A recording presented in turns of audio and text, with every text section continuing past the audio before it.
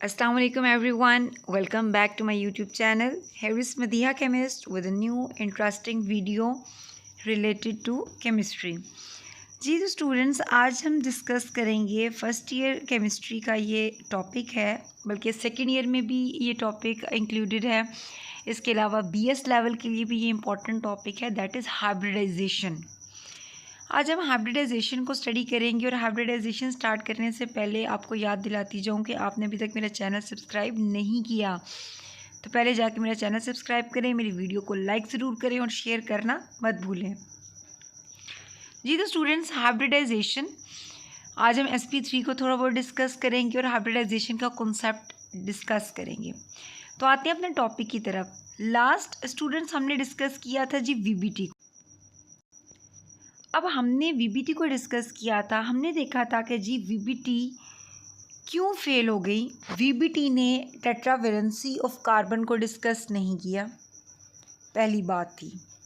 दूसरा ये देखा हमने कि अगर फ़र्ज़ करें, क्योंकि कार्बन आपको पता है कि ग्रुप नंबर 4 में है, बट कार्बन के इलेक्ट्रॉनिक कन्फिग्रेशन देखें तो कार्बन के पास जी इलेक्ट्रॉन्स हैं 6, तो 1s2, 2s2, 2px1 and 2py1। तो वीबीटी के हिसाब से तो कार्बन के पास 2 अनपेयर्ड इलेक्ट्रॉन्स थे, मतलब कार्बन 2 बॉन्ड बना सकता है। चलिए फ़र्ज़ किया एक इलेक्ट्रॉन ऐसे एक्साइट होकर जी में चला भी जाता है, तो अब सवाल ये पैदा होता है कि ये इलेक्ट्रॉन जो एक्साइट हुआ, आपको पता है जब भी electron lower to higher energy level excitation करता है तो उसके लिए एनर्जी चाहिए होती है। तो ये अगर एक्साइट कर भी रहा है इलेक्ट्रॉन 2pz में, तो ये एनर्जी कहाँ से आई, ये भी वीबीटी ने एक्सप्लेन नहीं किया। चलें जी, मान लिया इलेक्ट्रॉन एक्साइट हो गया, 4 ये हमारे पास अनपेयर्ड इलेक्ट्रॉन्स आ गए, 4 ऑर्बिटल्स आ गए जो कि हाफ फिल्ड हैं। लेकिन अब होगा क्या, अगर सपोज़ हमारे पास है जी मीथेन, कार्बन ने 4 हाइड्रोजन्स के साथ बॉन्ड बनाने हैं, तो कार्बन ये चारों जो बॉन्ड बनाएगा ये सेम बॉन्ड नहीं बनाएगा। कार्बन का आप देखें, एक जो ऑर्बिटल है कार्बन का वो एस है, हाइड्रोजन के तो सारे एस ही हैं क्योंकि हाइड्रोजन के पास तो एक एस ऑर्बिटल ही है। तो कार्बन का एक होगा एस एस ओवरलैप और बाकी होंगे एस पी ओवरलैप, तो चारों जो ओवरलैप्स हो रहे हैं वो सेम नहीं होंगे। तो फिर जी इन सारी कन्फ्यूजन्स को क्लियर करने के लिए कॉन्सेप्ट आया जी हाइब्रिडाइजेशन। ये कॉन्सेप्ट किसने दिया, ये कॉन्सेप्ट दिया जी पॉलिंग और स्लैटर ने। आसान लफ्ज़ों में अगर समझाऊं कि हाइब्रिडाइजेशन क्या है, तो स्टूडेंट्स आपने बायोलॉजी में पढ़ा होगा, जो बायो के स्टूडेंट्स हैं, कि सपोज़ एक हमारे पास जी लॉन्ग ट्री है लेकिन वो फ्रूट नहीं दे रहा सही, और एक हमारे पास है जी ट्री स्मॉल है लेकिन फ्रूट वो अच्छा देता है। तो किया गया कि दोनों जो ट्रीज़ हैं उनके जो जीन्स हैं उनको हाइब्रिड किया गया, हाइब्रिड मतलब मिक्स कर दिया गया, और एक नया जो प्लांट आया, जो ट्री आया हमारे पास, हमने देखा कि वो लॉन्ग था और वो क्या कर रहा था, फ्रूट भी ज़्यादा दे रहा था। तो ये जो हमारे पास रिजल्टेंट आया, जो लॉन्ग ट्री आया ज़्यादा फ्रूट के साथ, ये हाइब्रिड था। किसका हाइब्रिड था, इन दोनों का। जो पहले दो, एक लॉन्ग ट्री और स्मॉल ट्री हमने लिए, उनके जीन्स लिए और उनको मिक्स करके जो हमारे पास हाइब्रिड आया वो ये था। मतलब हमने अपनी मर्ज़ी का रिज़ल्ट निकाल लिया हाइब्रिडाइजेशन के बाद। अब केमिस्ट्री की अगर स्टूडेंट्स बात करें तो केमिस्ट्री में देखें तो हाइब्रिडाइजेशन क्या है, बहुत इंपॉर्टेंट कॉन्सेप्ट है। तो जी हाइब्रिडाइजेशन क्या है जी, कि एटॉमिक ऑर्बिटल्स डिफरेंट हैं। जैसे कि अभी पीछे हमने देखा एस ऑर्बिटल डिफरेंट है, एस है, पी एक्स है, आपको पता है एस की शेप होती है स्फेरिकल, जबकि पी जो होता है वो होता है डबल शेप। तो डिफरेंट ऑर्बिटल्स हैं, डिफरेंट एटॉमिक ऑर्बिटल्स को क्या किया गया जी, मिक्स किया गया, ठीक है। और इंटरमिक्स करने के बाद हमें क्या मिले, new equivalent hybrid orbital. New hybrid orbitals जो मिले मिक्स करने के बाद वो इक्विवेलेंट थे। इक्विवेलेंट मतलब उनकी एनर्जी भी सेम थी, उनकी शेप भी सेम थी, और उन हाइब्रिड ऑर्बिटल्स को आप डीजेनरेट ऑर्बिटल्स भी कहते हैं। और इस पूरे कॉन्सेप्ट को कहा जाता है स्टूडेंट हाइब्रिडाइजेशन। ये हाइब्रिडाइजेशन का कॉन्सेप्ट है जिसमें हमने कहा कि डिफरेंट एटॉमिक ऑर्बिटल्स को मिक्स किया जाता है और हमें क्या मिलते हैं, हाइब्रिड ऑर्बिटल्स मिलते हैं। मतलब ऐसे ऑर्बिटल्स मिलते हैं जिनकी एनर्जी भी सेम है और शेप भी सेम है। और ऐसा करने का मकसद क्या है कि हमें ओवरलैपिंग में आसानी हो, ठीक है, और हमारे पास जो बॉन्ड्स बने वो सारे सेम हों। तो जी हाइब्रिडाइजेशन से क्या हुआ, हमारे जो वैलेंसी का एक कॉन्सेप्ट था, जो टेट्रावैलेंसी कार्बन की सेटिस्फाई नहीं हो रही थी वीबीटी के थ्रू, वो सेटिस्फाई हो गई। इसके अलावा देखा गया कि जी इलेक्ट्रॉन्स जो कि ग्राउंड स्टेट में हैं वो प्रमोट होकर एक्साइटेड स्टेट में जाते हैं। मतलब नंबर ऑफ़ अनपेयर्ड इलेक्ट्रॉन्स बढ़ जाते हैं हाइब्रिडाइजेशन के रिजल्ट में। अब होता क्या है, जैसे हमने पीछे भी डिस्कस किया कि अगर इलेक्ट्रॉन को हमने lower to high energy state excite करवाना है तो एनर्जी चाहिए। तो स्टूडेंट्स एक्चुअली जब हाइब्रिडाइजेशन होती है, जब ऑर्बिटल्स इंटरमिक्स करते हैं, ठीक है, एक ऑर्बिटल दूसरे ऑर्बिटल के साथ इंटरमिक्स करता है, तो हाइब्रिडाइजेशन के रिजल्ट में एनर्जी रिलीज होती है। तो हाइब्रिडाइजेशन और एक्साइटेशन ऑफ इलेक्ट्रॉन्स हो रहे थे साइमल्टेनियसली। मतलब इंटरमिक्सिंग ऑफ ऑर्बिटल्स और जो इलेक्ट्रॉन्स एक्साइट हो रहे थे ग्राउंड से, जो lower to higher state ground से एक्साइटेड स्टेट में जा रहे थे, ये दोनों प्रोसेस हो रहे थे साइमल्टेनियसली साथ साथ। मतलब जो एनर्जी एक्साइटेशन के लिए चाहिए थी वो एनर्जी कैसे कंपनसेट हो रही थी, कहाँ से आ रही थी? वो एनर्जी आ रही थी जी, एक तो हाइब्रिडाइजेशन के ज़रिए जो एनर्जी रिलीज़ हो रही है, मतलब इंटरमिक्सिंग ऑफ ऑर्बिटल्स के दौरान जो एनर्जी रिलीज़ हो रही है वो एनर्जी यूटिलाइज हो रही थी एक्साइटेशन ऑफ इलेक्ट्रॉन्स में। और दूसरा, जब जब एटॉमिक ऑर्बिटल्स इंटरमिक्स हो रहे हैं, फिर ओवरलैप कर रहे हैं, मतलब बॉन्ड बना रहे हैं किसी दूसरे एटम के इलेक्ट्रॉन्स के साथ, तो वो जो बॉन्ड फॉर्मेशन हो रही है, आपको पता है जब भी बॉन्ड बनता है तो एनर्जी रिलीज़ होती है। तो बॉन्ड फॉर्मेशन के दौरान भी जो एनर्जी रिलीज़ हो रही थी वो भी यूज़ हो रही थी एक्साइटेशन ऑफ इलेक्ट्रॉन्स के लिए। तो उम्मीद है आपको बात समझ में आ गई होगी। मज़ीद मैं ये बात रिपीट कर दूं कि जी जो इलेक्ट्रॉन्स एक्साइट हो रहे हैं, ठीक है, ये देखिए जैसे 2s इलेक्ट्रॉन के 2p में ग्राउंड से एक्साइटेड स्टेट में जो आ रही है हमारे पास ये स्टेट, जो इलेक्ट्रॉन को एक्साइट होने के लिए एनर्जी चाहिए, वो एनर्जी कहाँ से आ रही है? जो ऑर्बिटल्स इंटरमिक्स हो रहे हैं उस दौरान, मतलब जो हाइब्रिडाइजेशन हो रही है साथ साथ, उस दौरान जो एनर्जी रिलीज़ हो रही है। और फिर ये ऑर्बिटल्स जो हमारे पास हाफ फिल्ड ऑर्बिटल्स हैं, ये जो इलेक्ट्रॉन है ये मज़ीद ओवरलैप करेंगे, लाइक हाइड्रोजन के साथ अगर ओवरलैप करें तो जो बॉन्ड बन रहा है उस दौरान जो एनर्जी रिलीज़ हो रही है वो भी यूटिलाइज़ हो रही है एक्साइटेशन ऑफ इलेक्ट्रॉन्स के लिए। तो यहाँ से हमें समझ आया कि जी जो इलेक्ट्रॉन एक्साइट हो रहा है वो कैसे हो रहा है और एनर्जी कहाँ से आ रही है। Clear is that? ये बहुत इंपॉर्टेंट पॉइंट है, अक्सर ये इंटरव्यूज़ में पूछा जाता है, MCQs में आ जाता है, शॉर्ट क्वेश्चन आ जाता है कि जी इलेक्ट्रॉन की एक्साइटेशन के लिए एनर्जी कहाँ से आई। तो आप ये बताओगे कि एक्साइटेशन ऑफ इलेक्ट्रॉन्स और हाइब्रिडाइजेशन साइमल्टेनियसली हो रहे होते हैं। तो जो एनर्जी है वो हाइब्रिडाइजेशन से और बॉन्ड फॉर्मेशन से आती है। अब आते हैं जी नेक्स्ट स्लाइड की तरफ। तो हाइब्रिडाइजेशन से हमने देखा कि जी ऑर्बिटल्स, एटॉमिक ऑर्बिटल्स इंटरमिक्स होते हैं, हमें जो न्यू ऑर्बिटल्स मिलते हैं यकीनन उनकी शेप भी नहीं होगी, ओरिएंटेशन भी डिफरेंट है। मतलब जो पेरेंट ऑर्बिटल्स थे उनकी निस्बत अब जो न्यू ऑर्बिटल्स आए हैं उनकी एनर्जी डिफरेंट है, शेप डिफरेंट है।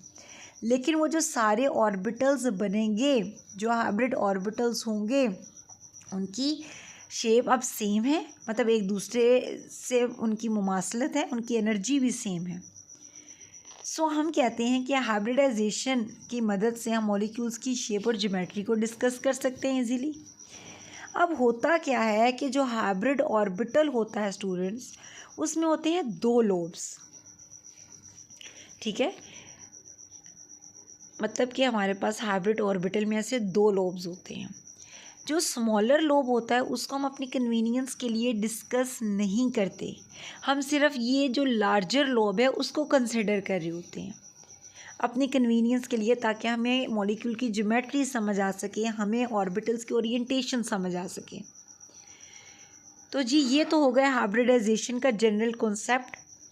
क्या हाइब्रिडाइजेशन है क्या? तो हाइब्रिडाइजेशन है जी सिंपली एटॉमिक ऑर्बिटल्स की इंटरमिक्सिंग, और एज अ रिज़ल्ट हमें जो हाइब्रिड ऑर्बिटल्स मिलते हैं उनकी एनर्जी भी सेम है, उनकी शेप भी सेम है। तो अब हाइब्रिडाइजेशन है स्टूडेंट्स 3 तरह की, मतलब अगर आप एफएससी लेवल की बात करें तो एफएससी लेवल पे सिर्फ 3 तरह की हाइब्रिडाइजेशन डिस्कस की गई है, sp3, sp2 और sp। आगे बीएस लेवल में भी पहले तो यही डिस्कस की जाती हैं, sp3, sp2 और sp। उसके बाद फिर d ऑर्बिटल भी इन्वॉल्व हो जाता है हाइब्रिडाइजेशन में, बट अभी के लिए हम बारी बारी इन्हीं 3 हाइब्रिडाइजेशन को डिस्कस कर रहे हैं। पहले हम डिस्कस करेंगे, आज के लिए सिर्फ हम sp3 हाइब्रिडाइजेशन को ही डिस्कस करेंगे। अब स्टूडेंट्स एक बात तो जहन में रखिएगा कि sp हाइब्रिडाइजेशन, अब sp लिखने जो हम लिखते हैं तो ये नहीं आपने करना कि s आप कैपिटल लिख लें p स्मॉल लिख लें, नो, या आप 3 इस तरह मेंशन कर दें, नो, 3 जाएगा पार में और sp दोनों क्या होंगी, स्मॉल अल्फ़ाबेट होंगे।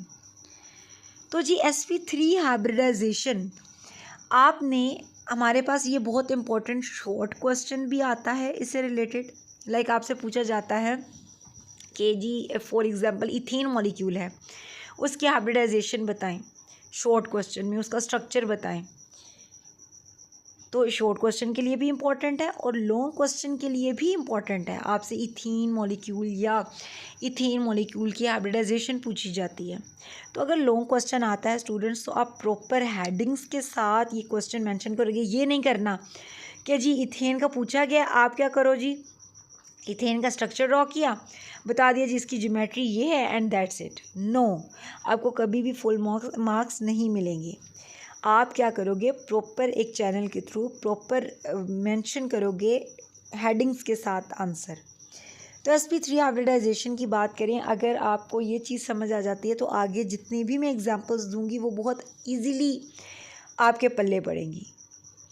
तो sp3 नाम से पता चल रहा है, एक s और 3 p orbitals 1s and 3p orbitals intermix करेंगे और हमें 4, देखिए कितने ऑर्बिटल्स इंटरमिक्स हुए, 3p ऑर्बिटल्स हैं और एक s, टोटल कितने 4 ऑर्बिटल्स इंटरमिक्स हुए और हमें 4 नए हाइब्रिड ऑर्बिटल्स मिलते हैं और उन हाइब्रिड ऑर्बिटल्स की एनर्जी भी सेम है और शेप भी सेम है। पहला पॉइंट हो गया डेफिनेशन। अब आते हैं हम जी सेकंड पॉइंट, हम कार्बन की अगर बात कर रहे हैं, लाइक हमें दी गई है जी हाइब्रिडाइजेशन बताएं किसकी, मीथेन की। तो जो भी हमें मॉलिक्यूल दिया गया होगा उसमें जो सेंट्रल एटम है और जो बाकी मोनोवेलेंट एटम है, हम उनकी इलेक्ट्रॉनिक कन्फिग्रेशन मेंशन करेंगे। तो जी इलेक्ट्रॉनिक कन्फिग्रेशन किसकी अब बता रहे हैं हम जी, कार्बन और हाइड्रोजन। कार्बन आपको पता है एटॉमिक नंबर होता है 6, 1s2, 2s2, 2px1, 2py1 और 2pz0। ये तो है जी ग्राउंड स्टेट में। ग्राउंड स्टेट में आपको पता है स्टूडेंट्स के कार्बन के पास सिर्फ 2 अनपेयर्ड इलेक्ट्रॉन्स हैं, लेकिन कार्बन ग्रुप 4 में है, कार्बन तो 4 बॉन्ड बनाता है। तो इलेक्ट्रॉन क्या करेगा 2s में, देखेंगे सेकंड शेल है ना, सारे का सारा बाहर वाला शेल है, सेकंड शेल। तो इलेक्ट्रॉन क्या करेगा, एस से एक्साइट होके किस में जाएगा, 2pz में। 2pz देखिए एम्प्टी है, ठीक है। तो इलेक्ट्रॉन 2s से एक इलेक्ट्रॉन जाएगा 2pz में, तो 2s में रह गया एक, 2px और y में एक एक है और 2pz में भी एक आ गया। ये थी जी एक्साइटेड स्टेट। अब हाइब्रिडाइज स्टेट में क्या होगा, ये चारों ऑर्बिटल्स इंटरमिक्स करेंगे और जो 4 न्यू ऑर्बिटल्स बनेंगे, वो जो न्यू हाइब्रिड ऑर्बिटल्स होंगे उनकी शेप भी सेम है और उनकी एनर्जी भी सेम है। देखिए ये चारों क्या बने, sp3 हाइब्रिड ऑर्बिटल्स बने। Clear is that. अब हाइड्रोजन की अगर आप बात करें स्टूडेंट्स, तो हाइड्रोजन आपको पता है 1s1 होती है इलेक्ट्रॉनिक कन्फिग्रेशन। अब कार्बन के पास कितने हाइब्रिड ऑर्बिटल्स हैं, 4 ऑर्बिटल्स हैं जिनमें एक एक इलेक्ट्रॉन है। मतलब कार्बन अब क्या कर सकता है, अपने ये चारों ऑर्बिटल्स यूज़ कर सकता है बॉन्डिंग में। तो जी अगली बात आ जाती है, अगली हेडिंग आ गई, ओरिएंटेशन ऑफ हाइब्रिड ऑर्बिटल्स। तो हमने क्या लिया, एक लिया जी s ऑर्बिटल, 3 हमारे पास एक है जी 2px लिया, फिर 2py और 2pz। ये चारों ऑर्बिटल्स इंटरमिक्स किए, ठीक है, और हमें 4 जो हाइब्रिड ऑर्बिटल्स मिले। ओरिएंटेशन मतलब वो अपने आप को कैसे अरेंज करेंगे वो चारों ऑर्बिटल्स। आपको पता है कि जो इलेक्ट्रॉन्स होते हैं या लोन पेयर्स ले लें, बॉन्ड पेयर्स ले लें, वो अपने आप को कैसे अरेंज करते हैं। वेस्पर थ्योरी में ये चीज़ एक्सप्लेन की गई थी कि हमेशा इलेक्ट्रॉन्स मैक्सिमम डिस्टेंस पे अरेंज होते हैं ताकि कम से कम रिपल्जन हो। तो ये चारों जो हाइब्रिड ऑर्बिटल्स हैं ये अपने आप को क्या करेंगे, मैक्सिमम डिस्टेंस पे अरेंज करेंगे ताकि क्या हो, कम से कम रिपल्जन हो। तो ये ओरिएंटेशन आ गई किसकी, sp3 हाइब्रिड ऑर्बिटल्स की। जो 4 sp3 हाइब्रिड ऑर्बिटल्स थे उनकी ओरिएंटेशन आ गई। यहाँ पे आपको ऊपर नज़र भी आ रहा है कि ये एक sp3 हाइब्रिड ऑर्बिटल है जिसमें देखें ये एक लार्ज लोब है और दूसरा स्मॉल है जिसको हम क्या कर रहे हैं, निगलेक्ट कर देते हैं। तो ये आगे जी ओरिएंटेशन, और आपको नज़र भी आ रहा है कि चारों ऑर्बिटल्स हैं उन्होंने अपने आप को टेट्राहेड्रल ज्योमेट्री में अरेंज कर लिया। ये आगे हम देखते हैं। तो ये जी पहली हेडिंग थी जी डेफिनेशन, दूसरी हेडिंग थी जी electronic configuration of carbon and hydrogen, third आ गया जी orientation of hybrid orbitals, fourth आ गया जो कि जी मोस्ट इंपॉर्टेंट है, फॉर्मेशन ऑफ CH4 मॉलिक्यूल। हम हाइब्रिडाइजेशन डिस्कस कर रहे हैं मीथेन मॉलिक्यूल की। तो जी देख लेते हैं फॉर्मेशन कैसे डिस्कस करेंगे। जी कार्बन है, कार्बन के पास हमने पीछे देखा कितने हाइब्रिड ऑर्बिटल्स हैं, 4, 1 2 3 एंड 4, और चारों के में क्या है जी, एक एक इलेक्ट्रॉन है, ऐसा ही है।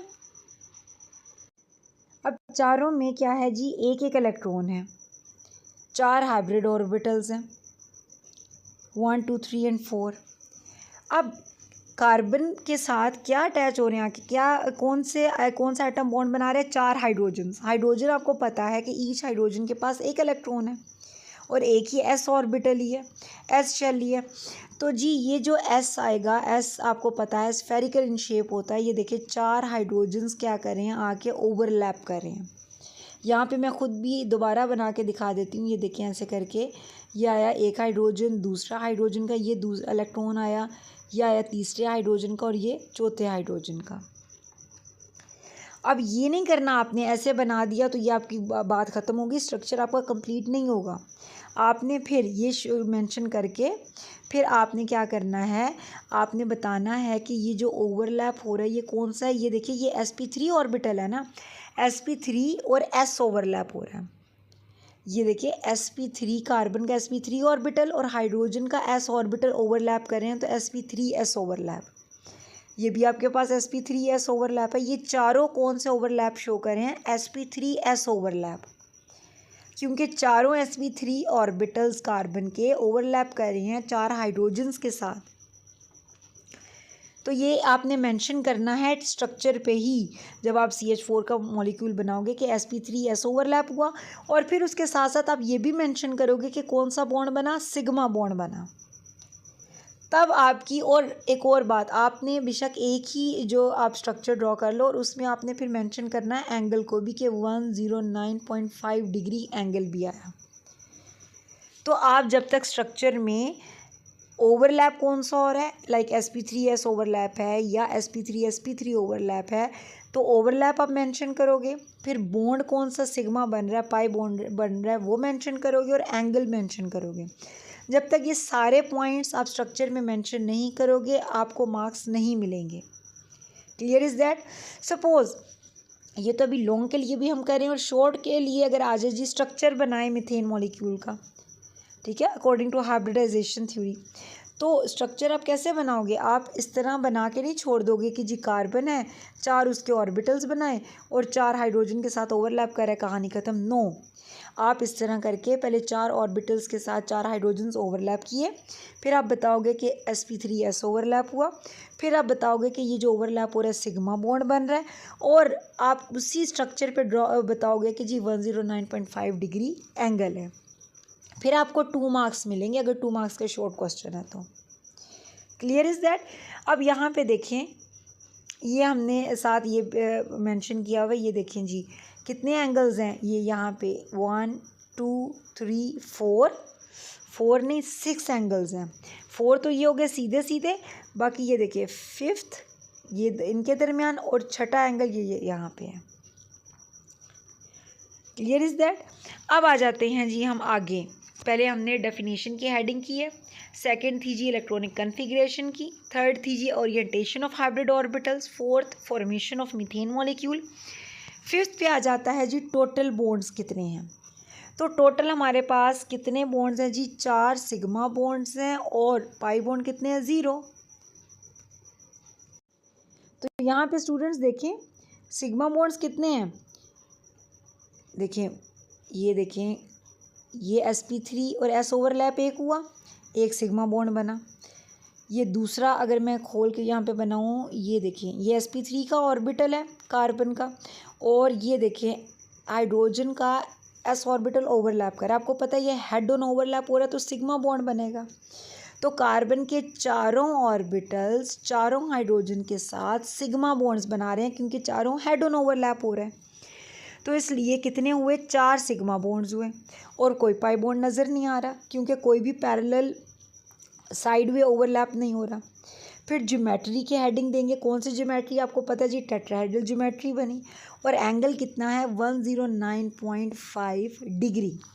तो इस तरह स्टूडेंट आप अगर लॉन्ग क्वेश्चन आता है तो ये सारी हेडिंग्स के साथ मेंशन करोगे, और अगर शॉर्ट आता है तो वो भी मैंने बता दिया। अगर स्ट्रक्चर पूछा जाता है तो आप किस तरह स्ट्रक्चर के अंदर ही ओवरलैप बताओगे, फिर आप बताओगे कि कौन सा ओवरलैप है, फिर आप बॉन्ड का बताओगे सिग्मा है या पाई है, फिर आप एंगल मेंशन करोगे। तो इस तरह आप लॉन्ग क्वेश्चन आता है या शॉर्ट क्वेश्चन आता है तो उसको अटैम्प्ट करोगे। उम्मीद है आपको हाइब्रिडाइजेशन का कॉन्सेप्ट और sp3 hybridization with methane molecule clear हो गया होगा। कोई कन्फ्यूजन है स्टूडेंट तो ज़रूर कमेंट बॉक्स में कमेंट करें, कोई क्वेश्चन है ज़रूर पूछें। इंशाल्लाह हाजिर होंगी एक नई वीडियो के साथ, एक नए कॉन्सेप्ट के साथ। तब तक के लिए अल्लाह हाफिज़।